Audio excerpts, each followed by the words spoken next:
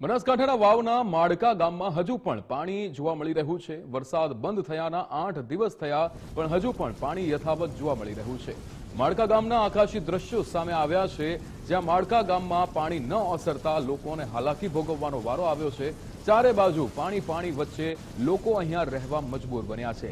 આ આકાશી દ્રશ્યો આપ જોઈ શકો છો। ચોંકાવનારા આ આકાશી દ્રશ્યો માડકા ગામના છે કે જ્યાં 8 દિવસ થઈ ગયા હોવા છતાં પણ વરસાદી પાણી આ ગામમાં ફરી વળ્યું છે તે જોવા મળી રહ્યું છે। કેટલું પાણી અહીંયા લોકોના ઘરોની વચ્ચેથી અહીંયા લોકોના ઘરોમાં પાણી ઘૂસી ગયા છે, દુકાનોમાં પાણી ઘૂસી ગયા છે અને આ માડકા ગામના જે આકાશી દ્રશ્યો સામે આવ્યા છે તે અહીંયાની વરવી વાસ્તવિકતા છતી કરે છે।